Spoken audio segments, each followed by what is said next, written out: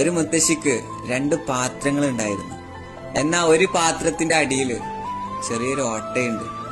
എന്നും രാവിലെ ആ മുത്തശ്ശി ആ 2 പാത്രങ്ങളും എടുത്തിട്ട് ദൂരെയുള്ള ഒരു കിണറ്റിലേക്ക് വെള്ളമെടുക്കാനായിട്ട് പോകും. എന്നാൽ 1.5 പാത്രം വെള്ളം മാത്രമേ വീട്ടിലെത്തുള്ളൂ. കാരണം എന്താ, ഈ അരപ്പാത്രം വെള്ളം ഈ ഓട്ടയുള്ള പാത്രത്തിലൂടെ അങ്ങ് ചോർന്നു പോകും. ഓട്ടയില്ലാത്ത പാത്രത്തിന് അഹങ്കാരമായിരുന്നു.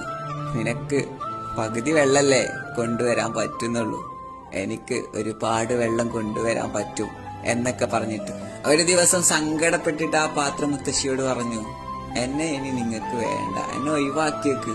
എന്നെ കൊണ്ട് 1.5 പാത്രം വെള്ളം മാത്രമല്ലേ നിങ്ങൾക്ക് കൊണ്ടുവരാൻ പറ്റുന്നുള്ളൂ. ഇത് കേട്ടപ്പോ പുഞ്ചിരിച്ചുകൊണ്ട് മുത്തശ്ശി പറഞ്ഞത്രേ, മോനെ നീ കണ്ടോ, നമ്മളെന്നും വരുന്ന വഴിയില് നീ വരുന്ന പാതയോരത്തെ ചെടികളിൽ മാത്രമേ പൂക്കളുള്ളൂ.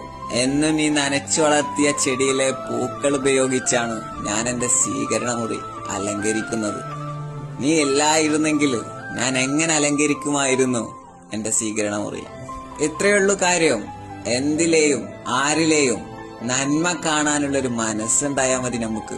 നന്മയില്ലാത്ത മനുഷ്യരാരാള്, എല്ലാരിലും ഉണ്ട് നന്മ. നമ്മൾ കുറ്റം കണ്ടുപിടിക്കാൻ നിൽക്കുന്ന ധൃതി, നന്മ കണ്ടുപിടിക്കാൻ നിന്നാ മതി.